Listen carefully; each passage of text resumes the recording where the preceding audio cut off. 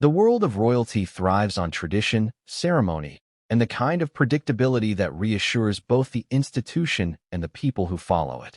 Every move is carefully calculated, every announcement rehearsed, every change of order signed and sealed within the rigid framework of centuries-old custom. That is why when something happens that breaks that carefully protected mold, it does not just make news. It shakes the very ground on which the monarchy stands. This is exactly what happened when King Charles made the unthinkable choice to name Princess and as his official successor. It was not whispered behind closed doors. It was not left to speculation. It was not an accidental leak. It was a statement so direct, so deliberate, and so immediate that the world barely had time to catch its breath. In a matter of minutes, headlines flashed across screens, social media erupted, and households across Britain and beyond were left asking the same haunting question: why her, and why now? The opening shock was more than enough to stir controversy, but it was the timing that added fuel to the fire. 1 minute ago, the monarchy seemed to stand firmly in its familiar line of succession. Prince William, the eldest son of Charles and heir apparent, was poised to inherit the crown, continuing the direct bloodline that stretches back through centuries of kings and queens. The institution had weathered scandals, divorces, exiles, and abdications, but never had it openly rewritten the natural order in this way. Charles's decision was not simply about succession. It was a declaration that loyalty, resilience, and service could outweigh birthright. That message alone carried consequences that could unravel unity within his family and throw the monarchy into one of the greatest storms it has faced in modern times. Before we continue, please hit the like button, subscribe to the channel, and turn on the notification bell for updates. The beginning of this story lies not in the sudden announcement, but in the undercurrents that have long been stirring within the royal household. Princess Anne, the only daughter of Queen Elizabeth II, has often been described as the quiet engine of the monarchy. She is rarely the one to grab front-page headlines, rarely the one caught in scandal, and rarely the one given credit for holding things together. Yet, those who have studied her career know she has consistently been the hardest-working royal, carrying out hundreds of engagements each year without fanfare. While her brothers often found themselves tangled in controversy or distracted by the weight of expectation, and built a reputation for steadiness, humility, and tireless dedication. The irony is that the very qualities that made her seem peripheral may have positioned her at the center of this extraordinary decision. For years, whispers circulated that King Charles valued Anne's loyalty more than anyone else's. Through divorces, public embarrassments, and the cracks that appeared in the Windsor family image, Anne never wavered.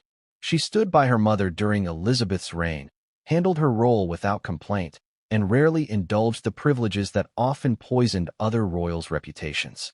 To many inside the palace, she was the model of what royalty should represent: duty above personal desire, service above self-promotion. And now, it seems Charles has elevated that principle above the established line of inheritance. But was this decision driven by wisdom, desperation, or something darker lurking behind palace walls? As the announcement spread, the middle chapter of this drama unfolded rapidly. Royal watchers began debating constitutional questions, political figures called for clarity, and loyalists of William and Harry voiced outrage. In an institution built upon continuity, this choice opened the door to accusations of instability. Could Charles legally name and his successor, or was this symbolic defiance of tradition that would collapse under scrutiny? The weight of British constitutional law suddenly fell into the public eye, raising questions about whether the monarch has the authority to bypass the natural heir, or if this was merely a symbolic proclamation designed to spark conversation about the future of the crown. Either way, the optics were undeniable. Charles had chosen to publicly align himself with his sister rather than his son. That choice reverberated beyond palace corridors, sparking debates across dinner tables, talk shows, and parliaments. But to understand the deeper meaning of this move, one has to explore the fractures in the House of Windsor that have quietly widened over the years. The strained relationship between Charles and William, though often painted as cordial, has always carried an undertone of tension. William, groomed for the throne since birth, has lived under the shadow of expectation and the burden of perfection. He embodies the future of the monarchy in the eyes of many, modern enough to appeal to a younger generation, yet traditional enough to reassure conservatives. Yet, Charles's decision signals either a lack of confidence in William's readiness or a fear that William's reign could accelerate the erosion of the monarchy at a time when it needs stabilizing. And in that moment of doubt, Charles looked to the one figure who has never failed him, his sister. The middle of this narrative also belongs to the global reaction. Within hours, foreign press outlets framed the announcement as a seismic departure from tradition. Commentators in America questioned whether Charles was motivated by his fractured relationship with Harry and Meghan, suggesting this move was a way to sideline both sons at once. Australian broadcasters drew parallels to Elizabeth's steady reign, contrasting her disciplined daughter with Charles's sometimes turbulent record. Across Commonwealth nations, the announcement prompted reflection on their ties to the crown. Would Anne's succession strengthen or weaken their loyalty?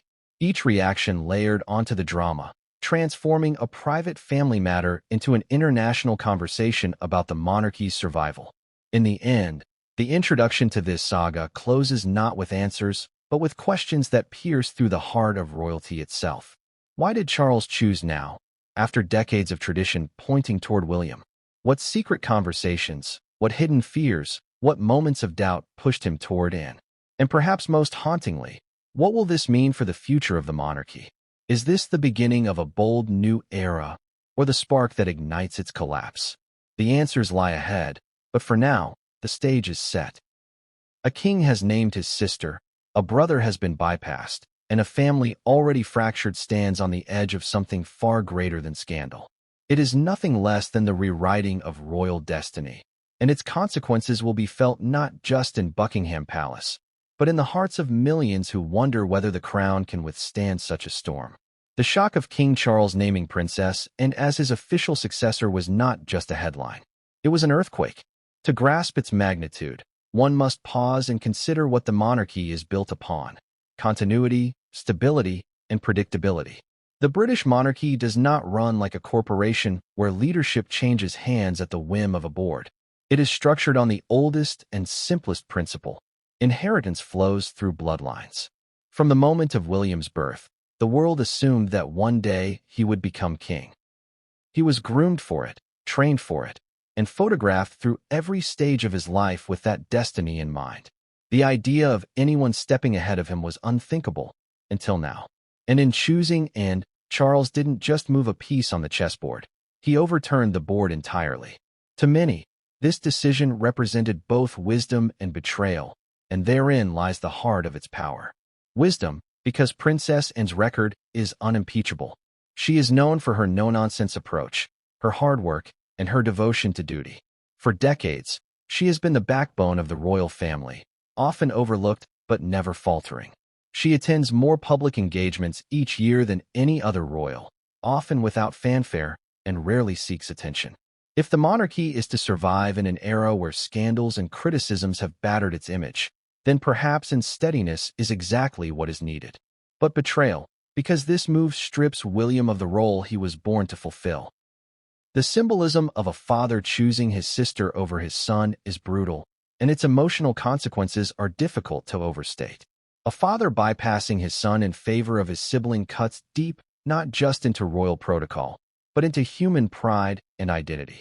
It suggests doubt, mistrust, or disapproval of William, and it plants seeds of resentment that could poison the family from within. As the news traveled from Buckingham Palace to the streets of London and beyond, the reactions told their own story. Outside the gates, loyalists and tourists alike gasped when they heard. Some expressed admiration, saying and had always been their favorite.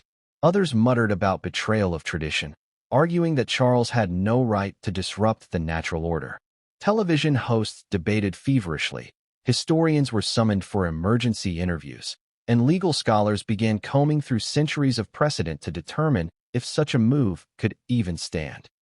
The monarchy, usually slow and measured in its adjustments, had been thrown into chaos within a single minute. And that chaos did not remain within Britain. It spread like wildfire across the Commonwealth, sparking new questions about loyalty to a crown that seemed suddenly unstable. The human heart of this drama lies in the unspoken emotions of those directly affected. Imagine Prince William at the moment he learned of this decision. For his entire life, he has carried the weight of his future crown. Every choice he made, every public appearance, every lesson taught by his grandmother and his father was filtered through that lens. One day, you will be king. Now, in a single breath, that certainty has been stripped away. Whether William received private warning or learned through the announcement itself hardly matters. The emotional devastation is the same. How does a man who has lived his entire life as heir apparent process being publicly set aside? How does he explain it to his children, who have been raised to believe they too carry the destiny of the monarchy in their blood? That is the wound inflicted not just upon William, but upon the entire line of succession. And what of Harry, already estranged and battered by his choices? For him, the announcement may feel like both vindication and humiliation. Vindication, because Charles's choice demonstrates that blood alone does not guarantee the throne. Humiliation, because once again he stands on the sidelines, watching decisions reshape the monarchy without him. Some may argue that Harry's exit with Meghan Markle paved the way for Anne's elevation. If Charles could not trust his sons to carry the monarchy forward without scandal, then who else, and could he rely on? Harry, perhaps more than anyone, will sense the deeper meaning of this move, and it will cut sharply, reigniting resentments that have long festered. The middle portion of this introduction must also address the gravity of tradition. The monarchy has withstood wars, abdications, and scandals precisely because it followed clear rules of succession. Elizabeth became queen not because her father favored her over another, but because her place in the bloodline demanded it. Even when Edward VIII abdicated, he did so within the rules, passing the crown to his brother rather than rewriting the natural order. Charles's move feels different. It feels personal, almost like a public judgment of his children. That is why it resonates so strongly, because it is not just about suitability. It is about Charles openly declaring doubt in the very heirs the world has expected to follow him. As this realization spread, the palace itself became a stage for speculation. Whispers of tension between Charles and William have existed for years. Some insiders describe William as increasingly assertive, eager to modernize the monarchy in his own image. Charles, who waited decades to finally ascend the throne, may see that eagerness as impatience, as a threat to the stability of his reign. Was this decision then a message, a reminder that Charles still holds power, even over his son's destiny? Others speculate about Camilla's role. Her influence over Charles is undeniable, and some argue that her complicated relationship with William has soured the trust between father and son. If Camilla whispered in Charles's ear, did she frame, and as the safer choice, the loyal sibling who would not undermine him even after he is gone? And then there is Anne herself. The woman at the center of this storm has never sought the throne. She has often dismissed questions about her royal role with practicality, saying she simply does her duty. Yet perhaps it is precisely that reluctance that makes her appealing. Unlike others, she has not chased titles, not sought attention, not used the monarchy for personal gain. Charles's decision may have been less about her desire to rule and more about her example. By naming Anne, he sends a message. The crown belongs to those who serve it, not those who merely inherit it. But that principle comes at a cost, and it is that cost which will define the next chapters of this story. The closing moments of this introduction leave us standing at the edge of a storm without resolution. The world has heard the announcement. The reactions are pouring in, and the royal family itself is thrown into turmoil. Yet nothing is settled. Can Charles's decision even hold legal weight, or is it destined to be contested? Will William rise in defiance, or retreat into silence? Will Anne accept the role thrust upon her, or resist the spotlight she has long avoided? And what of the monarchy itself? Can it survive this open challenge to tradition, or will this fracture be the one that finally breaks it? These are the questions that hang in the air, unanswered but pressing. For 1 minute ago, the monarchy was stable, predictable, and unshaken. Now, it stands on the precipice of its greatest reckoning. The air was thick with routine on the morning the announcement came. News outlets prepared for the usual coverage of royal engagements. Politicians carried on with their arguments, and the British public settled into the familiar rhythm of everyday life. Yet in the span of a single minute, everything changed. Buckingham Palace released a statement that would reverberate across the globe. King Charles had formally named his sister, Princess Anne, as his official successor. The words themselves seemed simple enough, but the meaning they carried was a thunderclap that shattered the traditions of centuries. For the monarchy, for the family, and for the nation, it was as if the ground had shifted beneath their feet. The heir apparent was no longer the heir. The way the news broke only intensified the shock. Unlike past royal announcements, which were often preceded by whispers in the press or leaks from unnamed palace sources, this one arrived without warning. Reporters did not have time to prepare lengthy features or polished commentaries.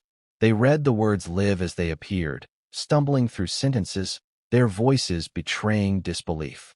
King Charles III has named Princess Anne as his official successor. One anchor read slowly, as if making sure the words on the teleprompter were not a mistake. Cameras cut to panels of experts, their faces frozen with confusion. Phones rang off the hook in newsrooms as producers scrambled to book constitutional scholars and historians.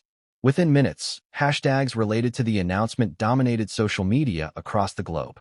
Ordinary citizens reacted with a mixture of awe, anger, and admiration. For some, the decision was a refreshing burst of honesty, proof that Charles was willing to prioritize service and loyalty over birthright. They flooded forums and comment sections with praise for Anne, celebrating her years of quiet devotion. For others, it was nothing less than treason against tradition. They accused Charles of undermining the monarchy, of humiliating his son, and of opening the door to chaos. In pubs, offices, and living rooms, debates erupted with a passion that rivaled discussions of football or politics. Every generation seemed to take a different side. Older monarchists clung to the sanctity of lineage, while younger Britons saw in Anne's elevation a long overdue break from patriarchal rules. The announcement's language was carefully crafted, yet every word carried weight. It described Anne as the trusted foundation of the monarchy and credited her decades of unbroken service. It spoke of her proven record of loyalty, humility, and resilience, contrasting qualities that, though not explicitly named, seemed to cast shadows over others in the royal family. Those who studied the statement noted its deliberate emphasis on duty over inheritance, as though Charles was trying to reshape the monarchy's very identity. The statement was short, but its implications stretched far beyond the page.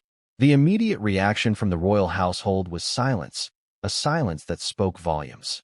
No comment came from Prince William, no word from Kensington Palace, no statement from Harry in California.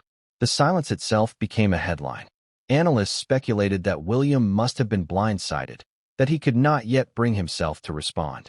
Others suggested that perhaps he had known but had chosen not to engage in the spectacle of public outrage.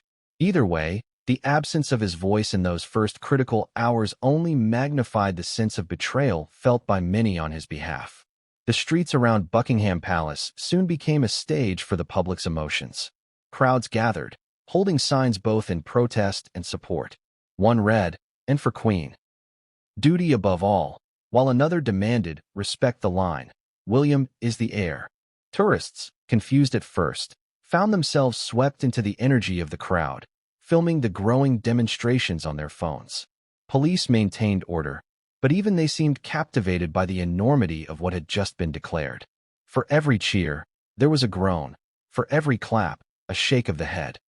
Parliament, too, could not remain silent. Within hours, members from across the political spectrum demanded clarity. Was Charles's announcement legally binding? Did he possess the authority to override the Act of Settlement and centuries of established precedent? Legal experts debated in urgent interviews. Some argued that the monarch held symbolic power but no constitutional ability to alter succession. Others suggested that his statement carried political weight that Parliament could not simply dismiss. The debate was not merely academic. It struck at the very core of Britain's identity. Is the monarchy bound by unbreakable tradition, or can it adapt under the hand of a reigning king? Meanwhile, in Scotland, Wales, and Northern Ireland, the announcement triggered new dimensions of debate. In places where Republican sentiment already lingered, Some seized the decision as evidence that the monarchy was a fragile institution, ruled more by whim than law. In Commonwealth nations, from Canada to Australia, the news was greeted with equal parts curiosity and apprehension. Could Anne, with her understated style and no-nonsense approach, win hearts abroad where Charles and William had struggled? Or would this shift further alienate countries already questioning their ties to the crown? The announcement was no longer a domestic affair. It had become a global conversation about monarchy itself. The media frenzy intensified with every passing hour. Journalists dug into Anne's past, replaying footage of her engagements, her speeches, even her youthful scandals. Clips of her stoic demeanor during Queen Elizabeth's funeral resurfaced, framed now as evidence of her readiness for leadership. Opinion pieces multiplied, some hailing her as the rightful successor, others condemning the move as undemocratic and destructive. One newspaper carried the headline, "And the People's Queen," while another declared, "William betrayed. Charles breaks the crown." For those closest to the monarchy, the emotional impact was far heavier than the public could see. Palace staff reportedly described an atmosphere of tension and disbelief. Some spoke of hushed arguments in corridors, others of aides struggling to answer calls from furious supporters of William. The suddenness of the announcement left even seasoned courtiers reeling. This was not how the monarchy was supposed to operate. It was supposed to be measured, deliberate, and restrained. Instead, it felt impulsive, personal, almost reckless. The shockwaves even reached classrooms, where teachers found themselves fielding questions from children who had grown up seeing William as the future king. "Does this mean George won't be king?" one child asked, echoing the uncertainty of millions. The announcement had not only upended politics and media, but had unsettled the imagination of the next generation. For decades, William's face had symbolized the future of the monarchy. Now that image had been shaken, replaced with confusion about what tomorrow might look like. The announcement also unearthed historical memories long buried. Commentators drew comparisons to Edward VIII's abdication, to moments when the natural line of succession had been altered. Yet those past events carried different circumstances. Abdication was a choice made by the heir himself. Charles's decision to elevate his sister was a unilateral act, one that carried echoes of favoritism and mistrust. It was not simply history repeating itself, it was history being rewritten in a way no one had expected. As the hours stretched into evening, the nation remained glued to screens, waiting for reactions from the key players. When William finally appeared briefly in public, his silence was deafening. He smiled stiffly, answered no questions, and retreated quickly. That single appearance fueled even more speculation. Was he devastated? Was he furious? Was he planning to challenge the decision behind closed doors? Every second of his body language was dissected by experts desperate to decode his state of mind. And, by contrast, carried on with her scheduled engagement that day, visiting a rural charity she had long supported. Cameras swarmed her, reporters shouted questions, but she remained focused on the event. Her silence, too, became a statement, one that fit her reputation. She did not play into spectacle. Whether she accepted the role with pride or reluctance remained unclear, but her composure in the face of chaos only deepened the image of her as the steady hand of the monarchy. By the end of that first day, one fact was clear. The monarchy had been thrust into uncharted territory. No longer was succession a foregone conclusion. No longer could tradition alone silence debate. Charles's words had set off a chain of consequences that would shape the monarchy's future in ways still impossible to predict. The announcement had not just shaken the nation. It had cracked open the very foundation of what it meant to be royal. And in that crack lay both opportunity and danger. This was only the beginning. The days ahead would reveal hidden motives, secret conversations, and emotional battles that would test not only the royal family, but the institution itself. The announcement that shook the nation was not the end of the story. It was the spark that ignited a firestorm. History hangs heavily over every decision made by the monarchy, and none more so than the question of succession. The British crown is not simply a symbol. It is a thread woven through centuries of triumphs, failures, sacrifices, and betrayals. To grasp why Charles's announcement was so earth-shaking, one must look back at the centuries of tradition it defied. Succession has always been more than a matter of blood. It is the lifeline of legitimacy. When Charles chose to name his sister and as his official successor, he did not just change the future. He challenged the entire story that had been told about the monarchy since its very beginnings. From the moment William the Conqueror established his dynasty in 1066, the English crown passed down through eldest sons whenever possible. It was a pattern that reinforced the monarchy's claim to stability. Fathers beget sons, who beget more sons, ensuring an unbroken line stretching toward the future. When sons were lacking, daughters ascended, as with Mary I and Elizabeth I, but always with a sense of necessity rather than choice. To name a younger sibling in the presence of a living son would have been unthinkable, a violation of both bloodline and divine order. The monarchy is not a democracy where rulers can be voted in or out. Its strength comes from the fact that the next ruler is always known, always predetermined, untouched by whim. By inserting an into that order, Charles disturbed the very foundation of that certainty. The monarchy has endured precisely because it presents itself as timeless. Wars have been fought, empires lost, governments toppled, yet through it all, the crown endured. At the heart of that endurance lay succession. Even during moments of turmoil, the beheading of Charles I, the abdication of Edward VIII, the scandal of Prince Andrew, the public knew who would come next. That knowledge served as an anchor in stormy seas. The monarchy was not just about the present ruler, but about the promise of continuity. Charles's decision effectively unmoored that anchor. For the first time in modern memory, the nation faced the possibility that succession was not predetermined, but negotiable. And if succession could be altered once, what would prevent it from being altered again? The weight of history makes this decision feel not only shocking but dangerous. Generations of Britons grew up understanding that William would follow Charles, and George would follow William. Schoolchildren memorized the line of succession in order, just as their parents had. The images of the three generations, Charles, William, and George, standing together were meant to symbolize the monarchy's stability for the next century. By naming and, Charles erased that symbolic continuity. He replaced a carefully cultivated narrative with one of rupture, and history tells us that ruptures rarely pass quietly. Every time the natural line of succession has been broken, it has led to crisis. Consider the Wars of the Roses, born out of disputes over who had the better claim to the throne. Consider the Glorious Revolution of 1688, when James II's Catholic faith clashed with Protestant expectations, leading to his overthrow. These are not small precedents. They are reminders that meddling with succession has the potential to unleash forces far greater than the monarchy can control. Even Queen Elizabeth II's reign is framed by the weight of history. She was never supposed to be queen until her uncle abdicated, pushing her father to the throne. That single deviation from the natural line altered the monarchy forever. Elizabeth carried the memory of that disruption throughout her reign, using it to reinforce the importance of duty and continuity. She often emphasized that her role was not chosen but inherited, a role she accepted because it was her destiny. That sense of inevitability became her greatest strength. Charles, however, has broken from that philosophy. By choosing Anne, he has introduced choice into an institution that survives precisely because it denies choice. But why would Charles risk such a break? The answer, perhaps, lies in his understanding of history itself.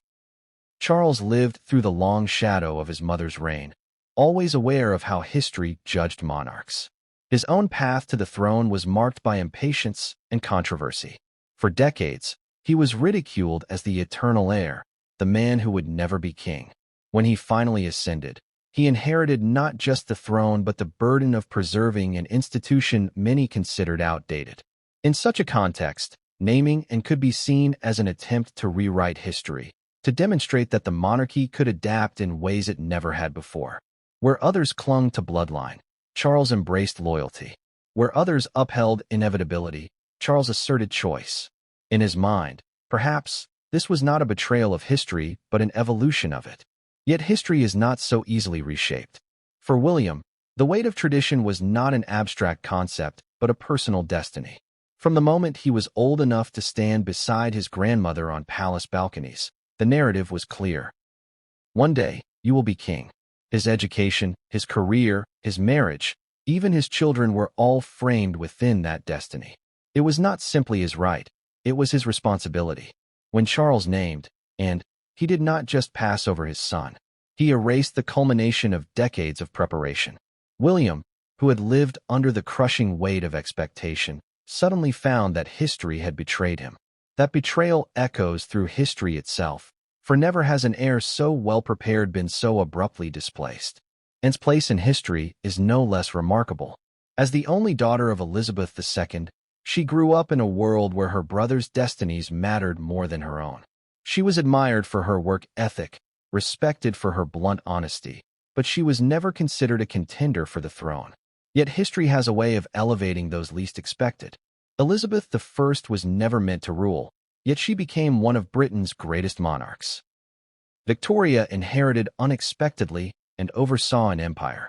Perhaps Charles sees in and another unexpected figure who could defy expectations. In that sense, his choice aligns with history's pattern of unlikely rulers rising to greatness. But for every Elizabeth I, there is also a reminder of the chaos such shifts create. Unpredictable successions do not always end in glory. They often end in bloodshed, division, or collapse. The symbolism of Charles bypassing William cannot be overstated when viewed through the lens of history. Fathers have passed crowns to sons for generations, often reluctantly, but inevitably. To choose a sister over a son is to break that lineage, and in doing so, Charles invites comparison with monarchs who meddled in succession to disastrous effect. Henry VIII, desperate for a male heir, tore his country apart in pursuit of his will. James II, refusing to bend, lost his crown and fled into exile. History has always punished monarchs who defy the natural order. The question now is whether Charles will suffer the same fate, or whether his gamble will succeed in reshaping the monarchy for a modern age. What makes the weight of history so suffocating in this moment is not simply the past, but the future it shapes. The monarchy is not a relic preserved in glass. It lives through the faith of the people, through their belief that it represents something larger than individuals. By disrupting succession, Charles has placed that faith in jeopardy. If the monarchy can change its rules overnight, what else can it change? If William can be set aside, what stops George from being set aside as well? And if the line of succession is no longer sacred, what separates monarchy from mere politics?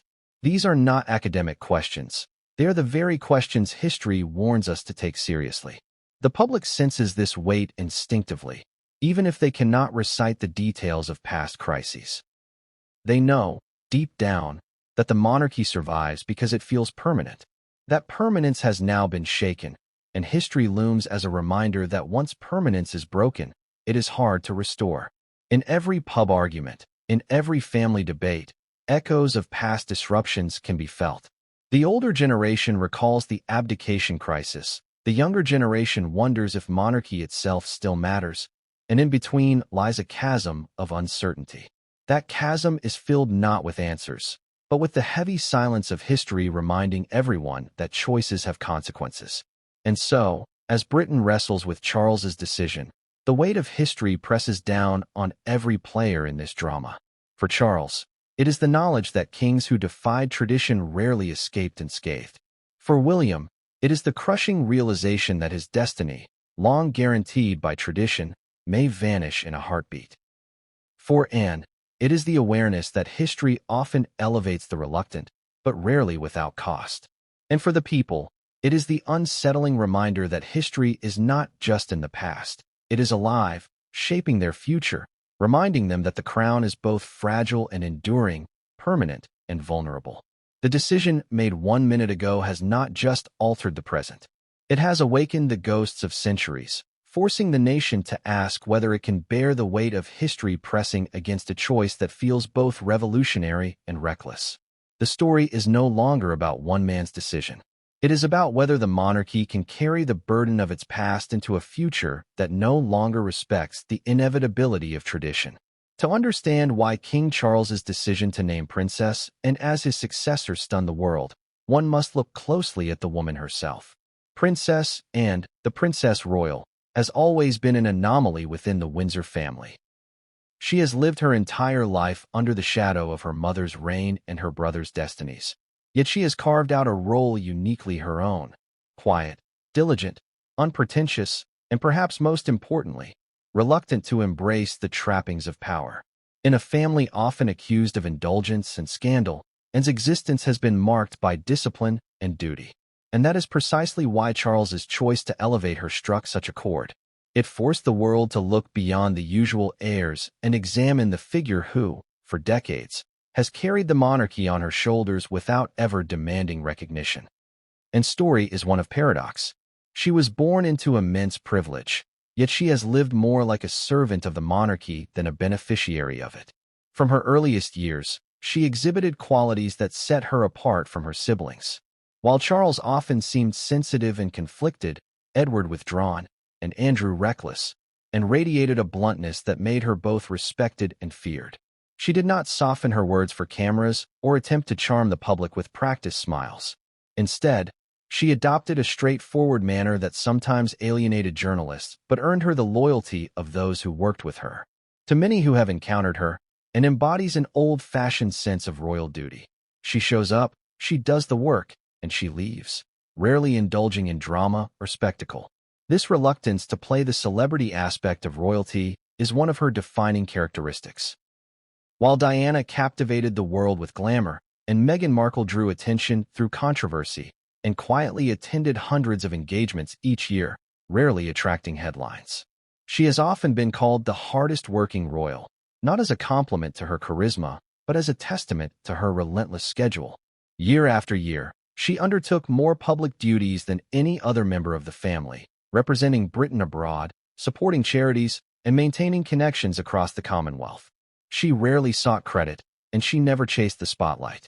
Her life became a pattern of duty without indulgence, discipline without spectacle, and yet, Anne was not without her share of rebellion. Her younger years carried moments that demonstrated her fiery independence. She was an accomplished equestrian, competing in the 1976 Olympics, a testament to her determination and athletic ability. She also endured moments of public scrutiny, from her relationships to her divorce, but she never allowed scandal to define her. When an attempted kidnapping in 1974 put her life in danger, her response became the stuff of legend. Confronted by a gunman who ordered her out of her car, she famously retorted, "Not bloody likely." That moment encapsulated her spirit, unflinching, direct, and unyielding. Unlike others in her family, she did not crumble under pressure, she defied it. That strength made her admired by those who saw in her a rare kind of courage that seemed rooted not in privilege but in sheer will. Despite her independence, Anne never positioned herself as a rival to the throne. If anything, she distanced herself from it. She accepted the title of Princess Royal but often brushed aside questions about leadership, framing herself as a servant of the crown rather than a contender for it. When asked about her relentless workload, she often downplayed it, saying she was simply doing her duty. Her reluctance to indulge in drama made her a stabilizing force in a family plagued by controversy. Through divorces, affairs, and scandals that battered her siblings, and remained steady, even dull in the eyes of some. But dullness, in a monarchy desperate for stability, became its greatest asset. Her personal life further reflects her unusual relationship with royalty. Unlike Charles, who carried the burden of destiny, or Andrew, who embraced the privileges of status and lived with practicality. Her children, Peter Phillips and Zara Tyndall, were not given royal titles at her insistence. She wanted them to live ordinary lives, free from the crushing weight of expectation. That decision alone speaks volumes about her character. She understood the cost of royal life, the scrutiny, and the loss of privacy, and she deliberately chose not to impose that burden on her children. It was an act of defiance against tradition, but one rooted in wisdom and maternal instinct. It also signaled her understanding of the difference between duty and vanity. She fulfilled her duty, but never clung to the perks of royalty. And this is where the paradox deepens. And, who never sought power, is the one Charles has chosen to carry it. Her reluctance becomes her greatest qualification. Where others in the family have been accused of craving the throne, whether William by expectation or Harry by resentment, and stands apart. She never asked for it, never lobbied for it, never positioned herself as a contender. And yet, her decades of steady service have built a resume stronger than any of her siblings. Charles, weary of scandal and wary of instability, may see in the qualities the monarchy desperately needs: resilience, discipline, and the ability to put duty above ego. But one must also consider Anne's own feelings in this drama. The woman who once dismissed royal trappings and who has spent her life in service without indulgence may find the prospect of being successor both burdensome and unwelcome. Her sense of duty may compel her to accept, but her personal inclination may lean toward reluctance. This tension between obligation and desire makes her story deeply human. She is not a figure hungry for power, but one who may feel trapped by it. That reluctance resonates with the public, who see in her a kind of authenticity absent in others. She does not want to rule, and that is precisely why people believe she should. The announcement has forced the public to reevaluate, and in ways they never have before. Suddenly, the woman long considered a supporting player has been thrust to the center of the stage. Her decades of quiet service now look like preparation for leadership. Her bluntness, once criticized, now appears as honesty in a world of polished spin. Her refusal to indulge in spectacle seems like exactly what the monarchy needs to restore dignity. And yet, the irony remains. Anne, who has lived her life avoiding the throne's shadow, is now the one standing directly in it. Looking at Anne's trajectory, it is easy to see why Charles made his choice. He has lived through scandal, both personal and familial. He has watched his sons fracture under the weight of public scrutiny. He has seen the monarchy's reputation battered by missteps and modern skepticism. And through it all, one figure remained unshaken. And the reluctant royal never faltered. She did her duty without complaint, carried the monarchy when others stumbled, and never asked for more. In her, Charles may see not only a successor but a safeguard, a guarantee that the crown will survive not through spectacle or popularity, but through service and resilience. Yet Anne's reluctance cannot be overlooked. To accept the throne, or even the prospect of it, would mean sacrificing the quiet independence she has cultivated. It would mean becoming a symbol, a figure scrutinized in ways she has long avoided. The woman who once refused to give her children titles may now be asked to bear the heaviest title of all. That tension between reluctance and duty will shape not only her personal journey but the monarchy's future. If she accepts with grace, she may restore faith in the institution. If she resists, openly or subtly, she may expose the cracks in Charles's gamble. And story is not just about one woman elevated to unexpected prominence. It is about the values the monarchy chooses to embody. In her, people see humility, hard work, and authenticity. In bypassing his son for his sister, Charles has declared that these qualities matter more than lineage. That message carries immense weight, both inspiring and divisive. For some, it represents progress, a monarchy willing to evolve. For others, it is a betrayal of history, a dangerous precedent that could destabilize the institution. And at the center of it all is Anne, the reluctant royal, who never asked for this role but may now be forced to carry it. The chapter of Anne's life that lies ahead will not only define her legacy, but the monarchy's fate. If she can balance her reluctance with her duty, she may emerge as the monarch Britain never expected but desperately needed. If not, her reluctance may become the monarchy's undoing. Either way, her story, once quiet and overlooked, is now the beating heart of the greatest royal drama of our time. When King Charles named Princess Anne as his official successor, it was more than a decision. It was a declaration that peeled back layers of personal history, long-buried insecurities, and political calculations that only now seem to be surfacing. No choice of this magnitude happens in a vacuum. For Charles, who has spent his entire life in the waiting room of destiny before finally ascending to the throne, the act of selecting his successor was as personal as it was political. To understand why he would bypass his own son and rewrite centuries of expectation, one must look into the hidden motives that may have driven him. Motives woven from fear, loyalty, resentment, and perhaps even love. The first and most obvious motive lies in trust. Charles has endured decades of watching his family buckle under the weight of royal life.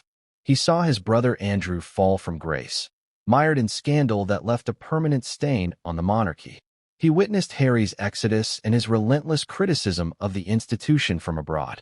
Even William, polished and prepared though he is, has not been immune to whispers of impatience, tension with his father, and struggles behind the scenes. Against this backdrop, and stands as the one figure who never wavered. To Charles, trust may outweigh blood. He has no reason to doubt Anne's loyalty, no fear that she will abandon her duty, no suspicion that she will turn the monarchy into a personal platform. If the monarchy is to survive beyond him, Charles may believe it requires someone he trusts absolutely. Another motive may be fear of the fragility of the institution itself. Charles ascended the throne at a time when the monarchy faces unprecedented scrutiny. Public opinion wavers, Republican sentiment grows louder in Commonwealth nations, and scandals continue to chip away at the family's credibility. William, while admired, represents both hope and risk. His modern approach appeals to younger generations, but his willingness to reshape traditions unsettles conservatives. Harry, though far removed, represents chaos, and, by contrast, symbolizes stability. For a man who spent most of his life being doubted, criticized, and mocked as unfit to rule, Charles may fear leaving the monarchy in hands that could gamble with its future. Choosing and may be his way of insulating the crown from risk, ensuring that it endures through loyalty rather than experimentation. But trust and fear are only part of the picture. Resentment, too, may play its role. Charles's relationship with William has always been complicated. As William grew into adulthood, he captured the admiration of the public in ways Charles never could. William's marriage to Catherine reinforced his image as the ideal future king, a modern family man with grace and steadiness. Comparisons between father and son often painted Charles as weak, awkward, and less appealing. For a man who waited decades to ascend the throne, this constant overshadowing may have created deep resentment. By choosing Anne, Charles not only elevates his sister, but also diminishes William. It is a reminder that the father still holds the ultimate power over the son, that destiny is not as secure as William may have believed. It is a statement that says, "You are not untouchable." Personal loyalty may also explain Charles's decision, and has been his ally through countless storms. During his turbulent marriage to Diana, and often defended him privately, resisting the public narrative that cast him as villain. During his long, controversial relationship with Camilla, and never abandoned him. She may not have been outspoken, but her quiet support reinforced Charles's sense of security. In contrast, William's relationship with his father has at times appeared strained, with disagreements about the modernization of the monarchy, the handling of Harry, and the role of Camilla as queen. For Charles, loyalty may matter more than birth order, and in his eyes, and has demonstrated more loyalty than William ever has. There is also the matter of legacy. Charles knows that his reign will be shorter than his mother's. He does not have decades to reshape the monarchy or solidify its future. Every decision he makes carries the weight of legacy, and he may wish to be remembered as the monarch who prioritized service over self-interest. By naming Anne, he frames himself as a reformer who dared to put the crown's survival above tradition. It is a legacy that could inspire admiration or outrage, but it ensures that he will be remembered as more than just a transitional monarch. For a man who spent most of his life mocked as irrelevant, the chance to define his own story may be irresistible. Camilla's influence cannot be ignored either. She has long been one of the most influential figures in Charles's life, shaping his perspectives and decisions behind closed doors. Their marriage, once scorned, has grown into a partnership of mutual dependence. Rumors have circulated for years that Camilla's relationship with William is far from warm. She may see Anne as less of a threat to her place in Charles's legacy and more of a stabilizing figure who would not seek to undo what she and Charles built. If Camilla has whispered in Charles's ear, it may have been to persuade him that Anne's steadiness is safer than William's ambition. In that sense, Anne becomes not just Charles's choice, but Camilla's as well. Beyond personal motives, one must consider the larger cultural moment in which this decision was made. Britain is in flux, grappling with questions of identity, tradition, and change. Charles may see his choice as aligning with broader societal values. Anne's reputation for humility, hard work, and refusal to indulge in privilege resonates with a public weary of royal scandals. By elevating her, Charles aligns the monarchy with the values of service and duty rather than entitlement. It is a gamble that the people will accept disruption of tradition if it is in favor of authenticity. In an age when the monarchy risks irrelevance, Charles may see and as the one figure who embodies the qualities the public still respects. And yet, beneath these explanations lies a deeper, almost primal motive: control. Charles has lived his entire life with little control over his destiny. His mother's reign lasted 7 decades, leaving him waiting longer than any heir in history. His marriage to Diana was arranged more for duty than love, and its collapse spiraled out of his control. His relationship with Camilla was for decades condemned by the press, reducing him to a caricature of scandal. Even as king, he inherits a monarchy shaped by Elizabeth's image, not his own. In naming Anne, Charles finally exerts control over the one area where he still can, the future. It is a moment of assertion, a final act of agency. For once, he is not the man who waits. He is the man who decides. Of course, every motive carries consequences. Trust in and may alienate William. Fear of risk may signal weakness to critics. Resentment may fracture the family irreparably. Loyalty to and may be seen as favoritism. Legacy building may backfire if the decision destabilizes the monarchy. Camilla's influence may fuel further division, and the assertion of control may ultimately cost him respect if it appears petty. Charles's motives, hidden or otherwise, are not without danger. Every thread woven into this choice could unravel into conflict. For the public, the question of Charles's motives is as captivating as the announcement itself. Was he acting as a king, prioritizing the survival of the monarchy, or as a father, driven by complicated emotions toward his children? Was this a rational calculation based on its qualities, or an impulsive act fueled by resentment? The ambiguity fuels speculation, ensuring that the story does not end with the announcement but continues to grow in complexity. At its heart, Charles's decision reveals the tension between tradition and individuality. Monarchs are supposed to embody continuity, yet Charles has inserted his own personality into the very heart of succession. He has blurred the line between personal and institutional, between father and king, between brother and ruler. That blurring is dangerous, for history shows that when monarchs act on personal motives, the crown itself is shaken. But Charles may believe that in an age of skepticism, authenticity demands honesty, even if it disrupts tradition. The hidden motives behind his choice may never be fully known. They may be a mix of fear, trust, resentment, loyalty, legacy, and control. But what is certain is that Charles's decision was not made lightly. It was the product of a lifetime of waiting, of wounds carried, of doubts endured. It was the act of a man who finally seized the chance to shape destiny, even if it meant rewriting history. And in doing so, Charles has ensured that his reign, short though it may be, will never be forgotten. The announcement that his father had named Princess and as his official successor was not merely a headline for Prince William. It was a wound, one that cut deeply into his identity, his family, and his sense of destiny. For William, the throne has never been a distant dream, but a certainty pressed into him since childhood. His life was built on that inevitability, every lesson, every expectation, every sacrifice tailored to the role he was destined to play. In a single minute, that certainty was shattered. For William, the shock was not just political or constitutional. It was profoundly personal. William's upbringing was unlike that of most heirs. From the moment of his birth in 1982, he was presented to the public as the future king, the next chapter of the monarchy. His childhood photographs were not just family keepsakes, but national symbols, reminders that the monarchy had continuity. He was raised under the careful eye of both his parents and his grandmother, Queen Elizabeth II, who understood that one day he would bear the weight of the crown. While his brother Harry was often described as the spare, William was always the heir. His education, his military service, even his marriage to Catherine were framed within that destiny. He was the anchor of the monarchy's future, the man around whom stability would be built.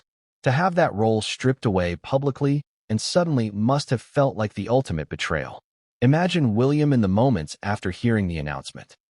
Whether he was informed minutes before or discovered it alongside the public is irrelevant. The sting would have been the same. Years of preparation, decades of expectation, an entire life sculpted for one purpose, all undermined by a decision made by his father, the man who above all others was supposed to safeguard that destiny. The emotional impact of that moment cannot be overstated. Betrayal is not too strong a word. It was not merely that Charles had changed the rules. It was that Charles had declared, implicitly if not explicitly, that his son was not fit to succeed him. For William, a man who has devoted his adult life to preparing for the role, such a judgment is nothing less than devastating.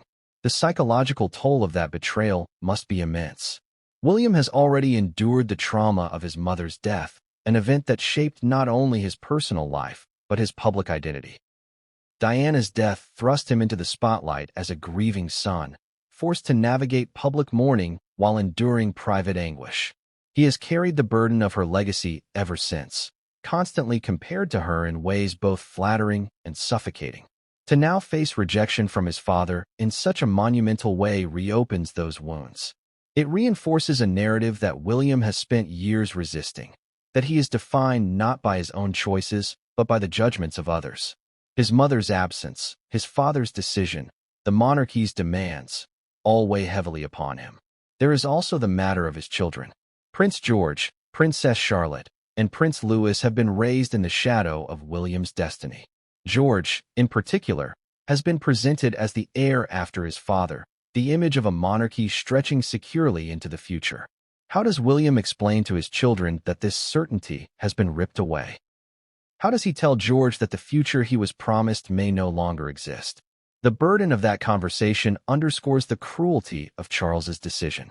It is not just William who suffers. It is his entire family, a family that has been used as symbols of continuity and stability. Now that continuity lies in ruins. Public perception of William only deepens the shock.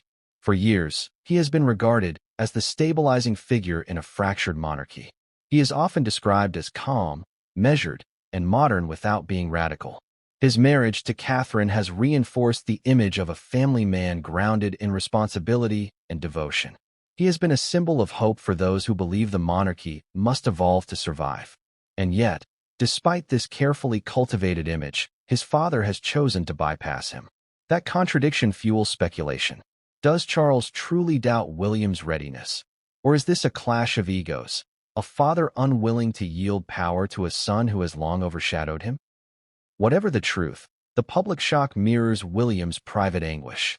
People are not merely surprised. They are unsettled, for the man they assumed would be king now stands sidelined. William's silence in the wake of the announcement spoke louder than any words. When he appeared briefly in public, his expression carefully controlled, refusing to answer questions, it only fueled speculation. Silence can be powerful, but in this context, it is also revealing. It suggests a man grappling with emotions too complex to articulate, a man unsure how to balance his duty to the monarchy with his personal sense of betrayal. To lash out publicly would damage the monarchy further, but to remain silent risks appearing complicit. It is a no-win situation, one that underscores the depth of his shock. Behind closed doors, the dynamic between father and son must now be more strained than ever. Their relationship has always carried undertones of tension. Charles, long criticized and often dismissed, has lived much of his life overshadowed by William's popularity. William, in turn, has sought to carve his own path, sometimes clashing with his father's views on tradition and modernization. The decision to name and may have been the culmination of these tensions. For William, it is not just a rejection. It is a humiliation, a public stripping of the role that defined his life. How does he reconcile with his father after such a blow? Does he confront him directly, or retreat into cold formality? Either choice carries consequences, both personal and institutional. The broader implications of William's shock ripple outward. For the monarchy to function, the heir must be seen as legitimate. Charles's decision casts doubt on William's legitimacy, not just in the eyes of the public, but within the institution itself. Advisors, courtiers, and politicians must now navigate the uncertainty of succession. Some may quietly sympathize with William, seeing him as the rightful heir unfairly displaced. Others may shift their loyalty to and interpreting Charles's decision as wisdom. William, once the unquestioned center of the monarchy's future, now finds himself in a precarious position, his authority undermined before he has even ascended. And yet, amidst the shock, there is also the possibility of resilience. William is no stranger to adversity. He has endured loss, scrutiny, and the constant pressure of public expectation. He may channel this betrayal into determination, using it to prove his worth, to demonstrate that he is capable of leadership regardless of his father's doubts. In this sense, the shock could become a crucible, a moment that shapes him into a stronger figure. But it could just as easily break him, fueling bitterness and deepening the divide within the family. Which path he chooses remains uncertain, but the weight of the moment will define him for years to come. The shock also raises questions about Catherine's role in this drama. As William's partner and confidant, she must navigate the delicate balance of supporting her husband while maintaining her own public composure. Her influence on William is profound, and her reaction to Charles's decision will likely shape his response. Together, they have built an image of stability and devotion, but behind palace walls, the strain must be immense. Catherine knows that her children's future is tied to William's destiny, and Charles's decision threatens that future. For her, the betrayal is not only against her husband but against her entire family. Ultimately, William's shock is not just the story of a man betrayed by his father. It is the story of an institution destabilized, of a future once certain now thrown into doubt. His personal anguish mirrors the nation's unease, for if William can be set aside so abruptly, what does that say about the monarchy's stability? The shock lingers not because of the announcement itself, but because of what it represents: the fragility of tradition, the unpredictability of power, and the human cost of royal decisions. In the quiet moments after the announcement, when the cameras were gone and the crowds dispersed, William must have wrestled with the enormity of what had just happened. For decades, he was the heir. Now, in a single minute, he is not. That shock will not fade quickly. It will shape his choices, his relationships, and his legacy. And as the world watches, waiting for him to speak, the silence of his shock echoes louder than any proclamation. It is the silence of a man whose destiny has been rewritten by the very hand that once promised to secure it. If Charles's decision to name Princess and as his successor stunned the world and devastated William, the reverberations that reached Prince Harry were of a different kind altogether. For Harry, the son who stepped away from the monarchy, the announcement was not just another twist in the royal saga. It was an earthquake that redefined his exile, his identity, and his complicated relationship with the family he left behind. The Harry factor in this unfolding drama cannot be ignored, for his absence, his choices, and his grievances hover over the monarchy like a storm cloud that refuses to drift away. Harry has always lived in the strange duality of being both central to and outside of the royal institution. Born as the spare, he was close enough to the throne to matter, but far enough to never quite belong in the same way his brother did. His life was defined by contrast. William, the heir destined for power; Harry, the brother expected to support but never lead. That dynamic created both closeness and rivalry between them, a bond that Diana tried to nurture, but one that the monarchy itself made impossible to balance. In many ways, Harry's struggles with identity, duty, and freedom stem from that early imbalance. And when Charles bypassed William to name, and Harry must have felt both vindicated and humiliated. Vindicated, because the announcement suggested that bloodline alone no longer guaranteed destiny. For years, Harry argued that the monarchy was rigid, outdated, and oppressive. His departure to California with Meghan Markle was framed as an act of rebellion against an institution that valued duty above happiness. By naming and Charles seemed to acknowledge that the old rules no longer applied, that service and loyalty mattered more than mere birth order. To Harry, this could feel like proof that his criticisms were not without merit.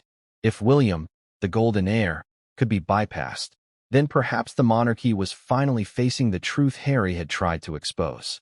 But humiliation accompanied vindication. For Harry, the announcement was also a reminder that he had made himself irrelevant to the monarchy's future.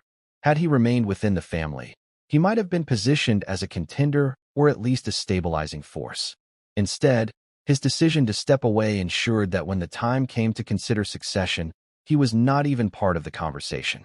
To see his aunt elevated while he remained in exile must have underscored his distance from the institution he once called home. The monarchy had moved on without him, and that reality carried its own sting.